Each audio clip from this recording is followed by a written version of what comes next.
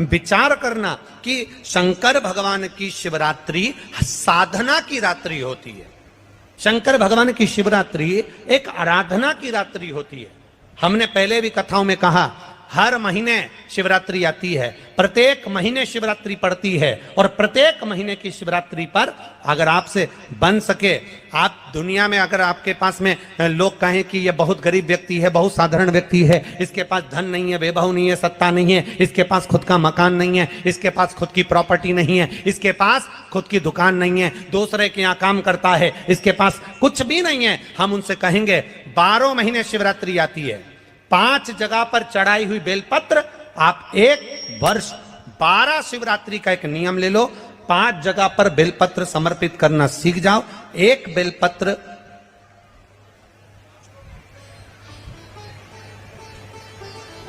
ये शिवलिंग, ये जलाधारी, बहुत ध्यान से देखना, ये चरण जहां से जल नीचे गिरता है, गणेश जी का स्थान, कार्तिकेय जी का स्थान, ये हस्तकमल माता पार्वती जी का हाथ हस्तकमल, शिवलिंग भगवान शंकर का स्थान।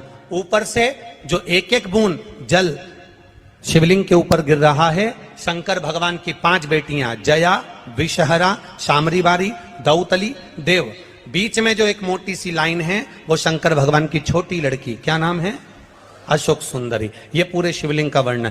5 जगह पर बेलपत्र, 5 स्थान पर बेलपत्र, 12 महीने की शिवरात्रि। आप दूसरे के यहाँ काम कर रहे हो, नहीं है नौकरी, नहीं है काम, दूसरे के मकान में रह रहे हो, खुद का मकान भी नहीं, खुद का प्लाट भी नहीं, खुद की प्रॉपर्टी भी नहीं, बहुत संघर्ष की जिंदगी जी रहे हो, ठेला धका रहे, लौरी चला रहे, गाड़ी चला रहे, ऑटो चला रहे, अपने लिए करने का प्रयास करना। घर में जितने सदस्य हैं, 12 महीने शिवरात्रि आती है, एक बेलपत्र अशोक सुंदरी वाली जगह पर, डंडी का मुंह नीचे की ओर, दूसरी बेलपत्र माता पार्वती जी के हस्त कमल पर। ये 2 पत्ती जो होती है, इस पत्ती के 2 भाग शिवलिंग के बीच में हो। तीसरी बेलपत्र भगवान शंकर के शिवलिंग पर, डंडी का भाग आपके विपरीत दिशा में हो, विपरीत दिशा में। चौथी बेलपत्र भगवान शंकर का जहां से जल बहकर जाता है, जमीन पर जो जल बहता है, जमीन पे से जो जल बहकर जाता है, चौथी बेलपत्र उस जमीन के जल पर जहां से वो पानी बहकर जा रहा है, पूरे शिवलिंग को छोड़कर जहां से पानी जमीन पर बहकर जा रहा है उस स्थान पर। और 5वीं बेलपत्र नंदी का जो पांव ऊपर उठा हुआ है, उस पांव के पास में 5वीं बेलपत्र समर्पित करना। एक शिवरात्रि से लेकर 12 शिवरात्रि जो 1 वर्ष तक कर लेता है, 1 वर्ष अपनी कड़ी मेहनत के साथ में मेहनत पूरी करना। और ये 5 बेलपत्र हर महीने जो शिवरात्रि आती है उस पे समर्पित करना प्रारंभ कर दीजिए और मेहनत करना प्रारंभ कर दीजिए। आपको आपके कर्म का फल मिलेगा। साल भर के अंदर आप अच्छे बनकर बैठ सकते हैं। कंकर में शंकर समाहित होता है। मैंने सुना शिव महापुराण में एक लोहे के टुकड़े को भी तू सोना बना देता है। मैंने सुना शिव महापुराण में एक कांच के टुकड़े को तू हीरा बना देता है। मैंने सुना शिव महापुराण में कि 12 शिवरात्रि का जो वर्णन है करा, 12 शिवरात्रि का जो स्मरण करा, 5 बेलपत्र का जो वर्णन किया, वो बेलपत्र का मैं भी उसको चढ़ाना प्रारंभ करूं। 12 शिवरात्रि पूरी होगी, मेरा देव अधिदेव महादेव सुनेगा जरूर और मेरी झोली भरेगा जरूर। अब इसमें एक नियम भारी है, वो नियम का स्मरण करना कि नियम कैसा चाहिए। आप कर्जे में हो गए, परेशान हो गए, टेंशन में आ गए, जिंदगी बेकार सी लग रही है, निवेदन है मेहनत करना। जो काम को कर रहे हो, जो दुकान लगा रहे हो, जो कार्य कर रहे हो, ठेला चला रहे हो, ऑटो चला रहे हो, चलाते रहो, पर उसके साथ में बाबा पर भरोसा रखो। इसमें एक नियम भारी है। कौन सा नियम? कि मान लो 12 शिवरात्रि में आप 1-2 शिवरात्रि शिव जी के मंदिर पहुंच गए, तीसरी शिवरात्रि पर भूल गए या किसी कारणवश कहीं दूर चले गए, ना जा पाए, तो घर के जितने सदस्य हैं सबसे निवेदन है कि 12 महीने की शिवरात्रि का नियम बना रहे हो तो घर के सभी लोग बेलपत्र चढ़ाने का नियम बनाओ। उसका कारण ये है, घर का एक व्यक्ति अगर बाहर चले भी गया, घर का दूसरा व्यक्ति शिवरात्रि को भूल भी गया, घर का तीसरा व्यक्ति किसी कारणवश काम में लग भी गया, तो घर का चौथा व्यक्ति तो शिवरात्रि याद रखेगा और हमारा नियम पूरा हो जाएगा। नियम पूरा हुआ तो हमारा कार्य पूरा। हम उस नियम को पूरा करें, हम उस कार्य को पूरा करें। देवऋषि नारद ने कहा अगर तुम्हें तप करना और उसका फल चाहिए तो तुम काशी चले जाओ।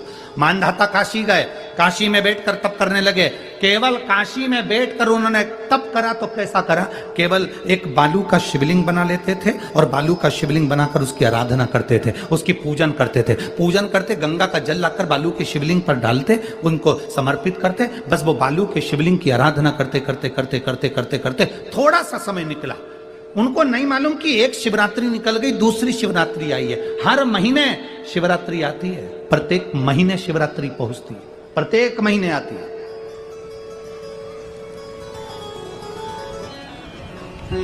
मानधाता ने बालू का शिवलिंग बनाया, पूजन करना प्रारंभ करी, गंगा जी का जल ले जाकर चढ़ा देते। अब कोई तप नहीं, कोई साधना नहीं, कोई नेत्र बंद कर नहीं बैठे, कोई तप साधना में नहीं बैठे, कोई घोर तप करने के लिए नहीं बैठे, केवल शंकर का शिवलिंग बनाया, पूजन करी। साल में एक दिन सावन के महीने में जो शिवरात्रि आती है, हम भी टीवी के माध्यम से, सोशल मीडिया के माध्यम से आप सबके घर में पार्थिव शिवलिंग का निर्माण करवाते हैं। उसका कारण केवल इतना है कि हम पूरी जिंदगी तप नहीं कर पाते, पूरे साल व्रत नहीं कर पाते, साधना नहीं कर पाते, तो कम से कम सावन के महीने की शिवरात्रि पर जब अपने घर में मिट्टी का शिवलिंग बनाकर पूजन करते हैं तो हमें तप और साधना का पूरा फल प्राप्त हो जाता है। करने वाले, विरोध करने वाले करते रहते हैं। शाम को तो व्रत ये वाला उपवास करना ही नहीं था, पूजन कराना ही नहीं थी, इसमें ऐसी पूजन करा दी, उसमें वैसी पूजन करा दी, ये गलत बोल दिया, ये सही बोल दिया, ये ऐसा कर दिया, काली मिर्ची चढ़वा दी तो ये चढ़वा दी। बोलने वाले बोलते रहेंगे। तुम अपना काम करो, पार्थिव शिवलिंग का निर्माण करो, पूजन करो, आराधना करो, विसर्जन करो। आग लगे बस्ती में, जम के बोलो जरा अपन रहो, क्या किसको रोइए, चादर तान के सो। अपने को मतलब नहीं कुछ भी कि अपन को सोच।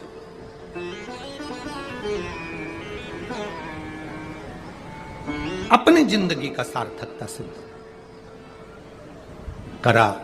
मानधाता ने अब कोई तप नहीं करा, मानधाता ने अब कोई साधना नहीं करी, मानधाता ने अब कोई आराधना, बस एक काम करा, शिवलिंग का निर्माण, उसकी पूजन।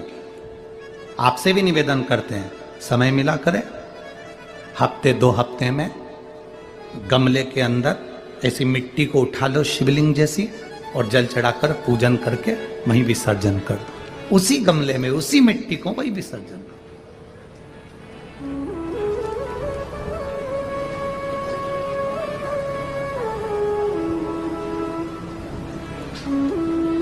प्रयास करो, उसका फल मिलता है। शंकर भगवान प्रकट होगा, कहा क्या चाहिए तुमको, मांगो। अब मानधाता ने मांगा कुछ नहीं। मानधाता ने कहा कि पहले तो मैंने जब तप करा, साधना करी, आराधना करी, तब तो मुझे आपका दर्शन नहीं हुआ, और अब आप मेरे सामने आ गए तो मैं मांगू, ये श्रेष्ठता कहाँ है? अब मैं मांगू, ये श्रेष्ठता कहाँ है? मुझे मांगना नहीं है। कुछ तो मांगो।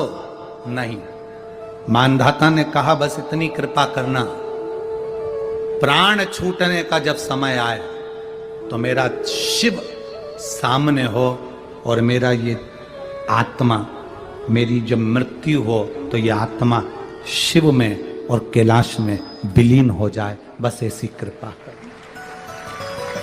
और कुछ भी नहीं, और कुछ नहीं चाहिए,